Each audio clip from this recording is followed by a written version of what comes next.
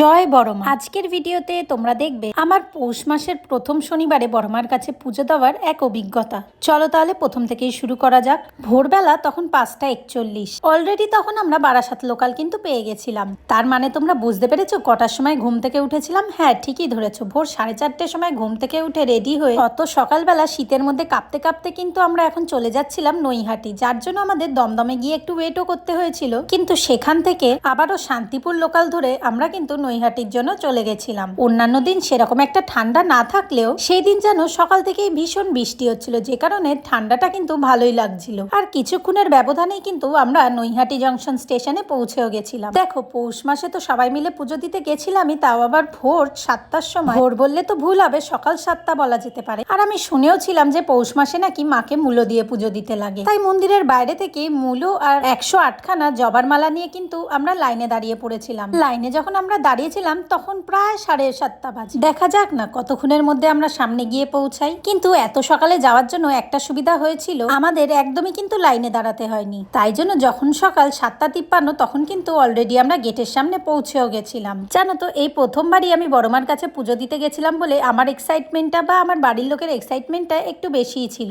আমরা ভেবেছিলাম যে আমাদের মনে হয় আরো অনেকক্ষণ লাইনে দাঁড়াতে হবে, কিন্তু এত তাড়াতাড়ি জায়গা পেয়ে যাওয়াতে খুবই ভালো লাগছিল। কিন্তু আশেপাশে সবাই বলছিল এটাই বেস্ট সময় পুজো দিতে আসার, কারণ এরপরে নাকি প্রচুর ভিড় হয়ে যায়। জানো তো, বড়মাকে আমরা এতদিন টিভিতে বা ফোনেই দেখেছিলাম, কিন্তু আজ বড়মাকে সামনাসামনি দেখে নিজের চোখের জলকে আটকে রাখার মতো ক্ষমতা কিন্তু আমার হয়নি। তাই জন্য ভাবলাম বড়মার বিগ্রহটা তোমাদের সাথেও শেয়ার করে রাখি। তাহলে সবাই মিলে বলো জয় বড়মা।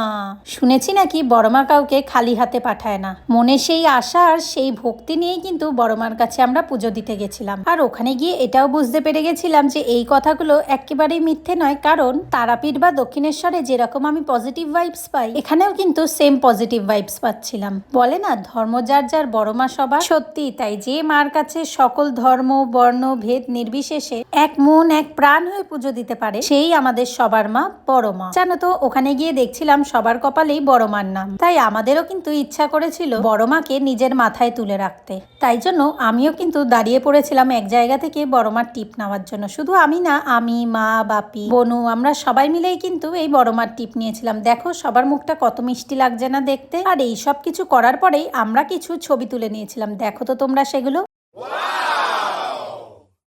আর এত সব কিছু করে দেখি সবে 8:22 বাজে। তাই জন্য বড়মার মন্দির থেকে বেরিয়ে এসে আমরা এখন ফেরিঘাটের দিকে যাচ্ছিলাম। প্রথমেই তো বললাম আমরা তো কখনো বড়মার কাছে যাইনি, তাই জন্য ফেরিঘাটটাও আমাদের ঘোরা নেই। তাই জন্য ভাবলাম চলো ফেরিঘাটটা একটু ঘুরে আসা যাক। তাই যেমন কথা তেমন কাজ। ফেরিঘাট ঘোরার পরে আমরা সবাই অনুভব করলাম যে আমাদের সবাইরই কিন্তু খুব খিদে পেয়ে গেছে, কারণ সেই সকালে বেরিয়েছি না খেয়ে দিয়ে বড়মার কাছে উপোস করে পুজো দেবো বলে। তাই জন্য দেখলাম পাশে খুব ভালো একটা মিষ্টির দোকান আছে, আর সেই মিষ্টির দোকান থেকেই আমরা কিছু মিষ্টিও কিনে নিয়েছিলাম।